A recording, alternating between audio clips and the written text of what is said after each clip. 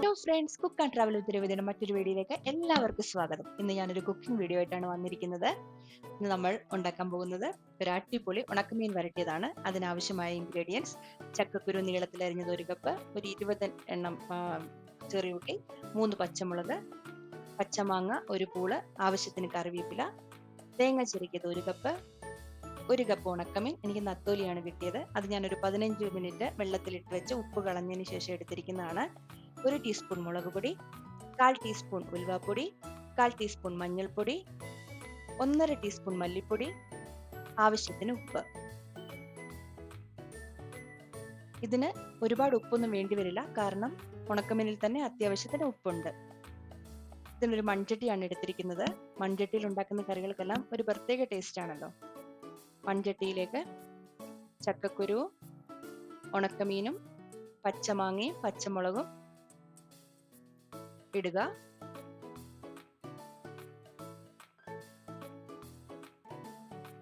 ഇതൊരു 10 മിനിറ്റിൽ ഉണ്ടാക്കാവുന്ന ഒരു അടിപൊളി കറിയാണ്.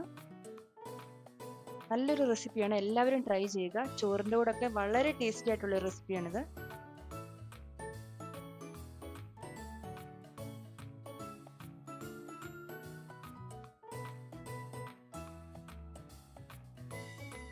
ഇനി നമ്മൾ ചിരകി വെച്ച തേങ്ങയിലേക്ക് നമ്മൾ എടുത്തു വെച്ച മസാലകളെല്ലാം തന്നെ ചേർക്കുക. മഞ്ഞൾപ്പൊടി, മുളക് പൊടി, മല്ലിപ്പൊടി, ഉലുവാപ്പൊടി, ഉപ്പ് ഇപ്പോൾ ചേർക്കണ്ട.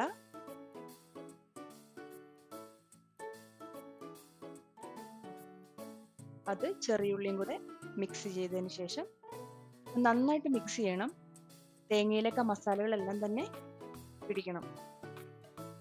ഇനി ആ മിക്സ് ചെയ്ത് വെച്ചേക്കുന്ന തേങ്ങ ചട്ടിയിലേക്ക് ഇടുക.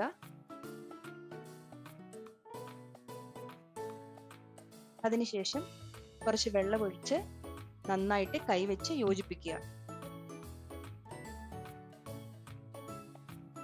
ചക്കക്കുരുവിലേക്കും ഉണക്കമീനിലേക്കും ആ മസാല എല്ലാം കൂടെ പിടിക്കാനായിട്ടാണ് നമ്മൾ ഇങ്ങനെ ചെയ്യുന്നത്.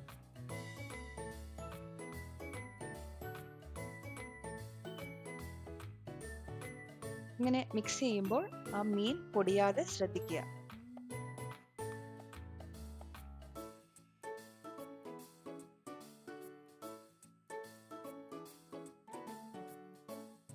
പിന്നീട് നെകയ്ക്ക് വെള്ളം വെച്ചിട്ട് ചട്ടി അടച്ചു വെച്ച് വേവിക്കുക.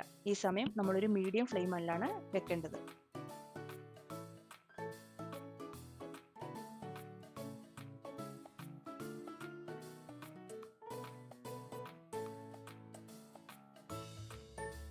ഒരു 5 മിനിറ്റ് ശേഷം ഓപ്പൺ ചെയ്യുക. നന്നായിട്ട് ഇളക്കി യോജിപ്പിച്ചതിന് ശേഷം ഉപ്പ് നോക്കുക.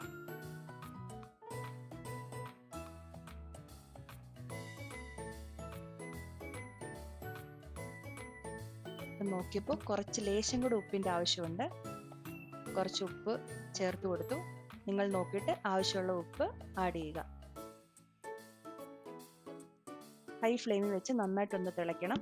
അതിനുശേഷം ഫ്ലെയിം സിമ്മിലേക്ക് വെച്ചു കൊടുക്കുക. എന്നിട്ട് വീണ്ടും അടച്ചു വെച്ച് ഒരു 5 മിനിറ്റ് വേവിച്ചതിന് ശേഷം അതിലെ വെള്ളമെല്ലാം നന്നായിട്ട് വറ്റണം. നമ്മളിത് ഉണക്കമീൻ വറ്റിച്ചെടുക്കുന്നതാണ്. നല്ലൊരു സ്മെല്ലൊക്കെ വരുന്നുണ്ട്. അതിലേക്ക് ലേശം വെളിച്ചെണ്ണയും കറിവേപ്പിലയും ചേർത്ത് നന്നായിട്ട് യോജിപ്പിക്കുക.